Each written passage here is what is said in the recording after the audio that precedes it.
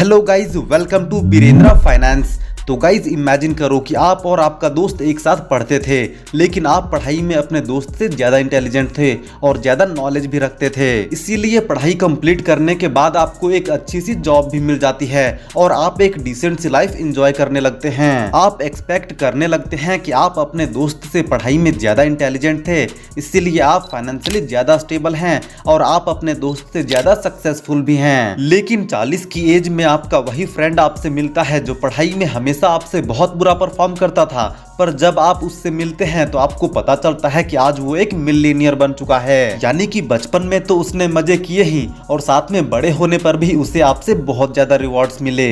तो ये सब चीजें देखकर आप हैरान हो जाते हैं और पता करने की कोशिश करते हैं कि आखिर ये कैसे हुआ। तो बहुत रिसर्च के बाद पता चलता है कि आपका दोस्त ज्यादा इंटेलिजेंट नहीं था, इसीलिए उसे फायरमैन की जॉब लगी थी, जिसमें उसकी स्टार्टिंग सैलरी भी आपसे बहुत कम थी। लेकिन उसने अपने एरिया में नोटिस किया कि एक लोकल कंपनी बहुत ही तेजी से एक्सपैंड कर रही है और हर साल नए नए लोकेशंस पे बड़े बड़े प्लांट्स एंड स्टोर्स भी ओपन कर रही है, वो भी बिना लोन लिए। इसीलिए उसे यकीन हो जाता है कि ऐसा तभी पॉसिबल है जब ये कंपनी बहुत ही ज्यादा प्रॉफिटेबल हो। दैट्स व्हाई उसने और उसकी फैमिली ने मिलकर 1.5 लाख रुपए उस कंपनी में इन्वेस्ट कर देते हैं। और क्योंकि वो कंपनी लगातार ग्रो कर रही थी, इसीलिए आपका वो फायरमैन फ्रेंड उसी कंपनी में लगातार कुछ और भी पैसे इन्वेस्ट करता गया और सिर्फ एक डिकेड यानी कि एक दशक में ही वो मिलियनियर बन गया। लेकिन आप आरडी, एफडी और पीपीएफ जैसे फंड्स में पैसे इन्वेस्ट करने के चक्कर में वहीं का वहीं रह गए। अब गाइज आप में से काफी सारे लोग ये कहेंगे कि ये तो फिक्शनल स्टोरी है,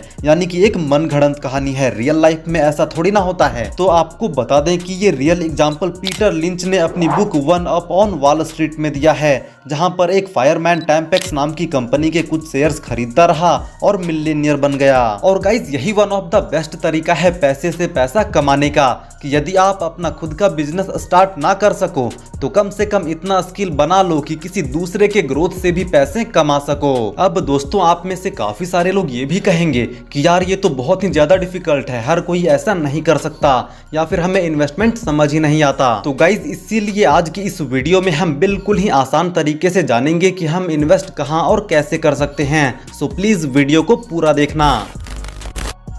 तो इमेजिन कीजिए कि आप एक दिन शॉपिंग के लिए मार्केट जा रहे थे और आपको आपका एक दोस्त मिलता है अमन।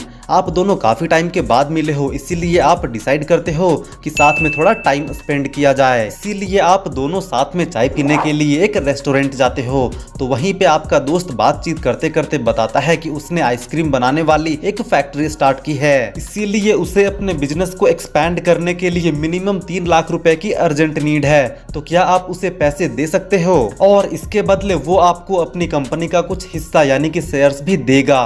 तो इस पे आप कहते हो कि आपको सोचने के लिए कुछ टाइम चाहिए। इसके बाद थोड़ी बहुत और बातें करते हो और आप दोनों अपने अपने घर की ओर चले जाते हो। उसके बाद अगले दिन आपको आपका एक और दोस्त मिलता है रोहित। तो रोहित से भी आप बहुत दिनों बाद मिले थे, इसीलिए उसके साथ भी थोड़ा टाइम स्पेंड करने के लिए एक रेस्टोरेंट चले जाते हो। बातचीत के दौरान रोहित आपको बताता है कि उसने भी एक फैक्ट्री स्टार्ट किया है और उसे अपने बिजनेस को एक्सपैंड करने के लिए अर्जेंट 5 लाख रुपयों की जरूरत है। तो क्या आप उसकी हेल्प करोगे? अब दोनों ने ही आपको कन्विंस करने की कोशिश की थी। क्या आप उनकी कंपनीज में पैसे इन्वेस्ट कर सकते हो? और आपसे दोनों ये भी कह रहे थे कि आपको कोई काम नहीं करना पड़ेगा, सिर्फ पैसे ही देने हैं, और यदि कंपनी ग्रो करती है तो आपका पैसा भी उसी रेट से ग्रो होगा एंड आपको प्रॉफिट भी मिलता रहेगा, वो भी बिना मेहनत के आप पैसे से पैसा कमा सकते हो। तो ये ऑफर्स देखकर आप अपने घर में सोचते हो कि क्या किया जाए। दोस्त तो दोनों ही ठीक हैं आपके, लेकिन आपके पास इतने पैसे भी नहीं है कि आप दोनों की कंपनीज में इन्वेस्ट कर सको।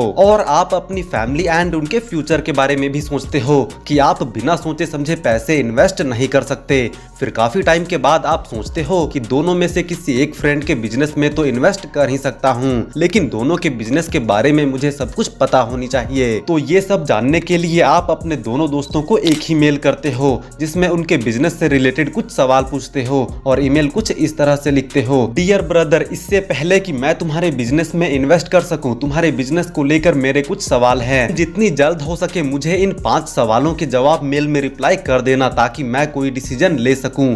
पिछले साल तुमने टोटल कितने रुपए के सेल्स किए थे? उस सेल्स में तुम्हें प्रॉफिट कितना हुआ? क्या तुमने बिजनेस के लिए अभी तक किसी से कोई पर्सनल लोन या उधार लिया हुआ है? यदि हाँ तो कितना? यदि कल बिजनेस में कोई दिक्कत आती है तो क्या बिजनेस के पास पहले से कुछ पैसे हैं ताकि उस बुरे वक्त में भी बिजनेस चलाया जा सके? और सबसे आखिरी सवाल, तुम्हारे पास खुद बिजनेस का कितना % हिस्सा यानी कि शेयर है? उसके बाद अगले दिन जब आप सोकर उठते हैं तब देखते हैं कि अमन एंड रोहित दोनों का रिप्लाई आ चुका है। अमन आपको अपनी कंपनी का डेटा मेल करता है। Last year sales 15 lakh, last year profit 4 lakh, अभी तक का टोटल उधार सिर्फ 1 लाख, बुरे वक्त के लिए कुछ रिजर्व पैसे 3 लाख। मेरे पास कंपनी का टोटल 90% हिस्सा है।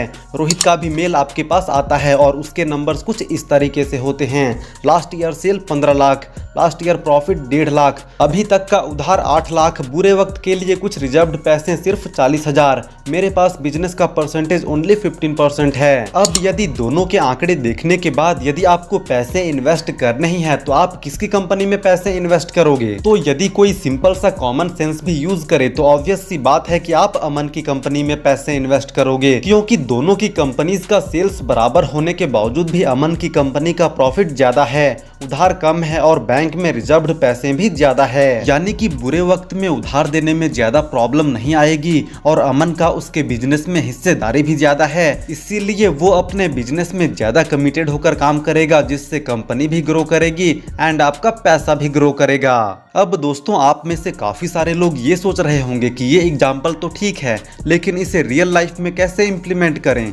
तो गाइस, जो सवाल आपने अमन एंड रोहित से पूछे थे, सेम वही सवाल आपको उस कंपनी से भी पूछना होगा जिस कंपनी में आप पैसे इन्वेस्ट करने जा रहे हो। यानी कि कम से कम इन 5 चीजों को तो चेक करना ही है, उसके बाद सोचना है कि इन्वेस्ट करना है या नहीं। तो सबसे पहले आपको ये देखना होगा कि उस कंपनी के सेल्स किस पैटर्न को फॉलो कर रही है, यानी कि पिछले 5 सालों में सेल्स लगातार बढ़ रहे हैं या नहीं, और जितना ज्यादा ग्रोथ उतना अच्छा। दूसरा है नेट प्रॉफिट, यानी क्या प्रॉफिट भी इंक्रीज हो रहा है? अदरवाइज कभी कभी सिर्फ सेल्स तो बढ़ जाता है लेकिन प्रॉफिट कम हो जाता है। तीसरा है बोरोइंग, यानी कि डेट या लोन, तो कंपनी पे ज्यादा डेट नहीं होना चाहिए। चौथा है रिजर्व्स, तो जिस कंपनी के पास जितना ज्यादा रिजर्व्स है उतना अच्छा है, क्योंकि इसी से कंपनी लोन चुका सकता है और बुरे वक्त में भी सरवाइव कर सकता है। उसके बाद 5वां और सबसे इम्पोर्टेंट चीज है प्रमोटर्स होल्डिंग, यानी कि कंपनी के प्रमोटर्स या बोर्ड मेंबर्स या फिर जो भी उस कंपनी के मेन डिसीजंस लेते हैं, उनका कंपनी में शेयर्स कितना है एंड क्या वो अपने इक्विटी या शेयर्स को सेल तो नहीं कर रहे। और यदि वो अपने शेयर्स को भारी मात्रा में सेल कर रहे हैं तो समझ जाना कि कंपनी में कोई दिक्कत है या फिर कोई स्कैम चल रहा है। और गाइस, ये सभी चीजें आपको किसी भी कंपनी के चार्ज शीट में आराम से मिल जाएगा एंड इन्हीं 5 पॉइंट को अच्छे से देखकर ही किसी भी कंपनी में इन्वेस्ट करना चाहिए। और यदि आपने इस बेसिस पे किसी भी इन्वेस्टमेंट को पिक करना सीख लिया तो आपको कभी लॉस नहीं होगा। सो आई होप कि आप इस वीडियो का मैसेज समझ गए होंगे, और यदि आपको इस वीडियो से थोड़ी सी भी वैल्यू मिली हो तो प्लीज वीडियो को लाइक करो एंड चैनल को सब्सक्राइब करो।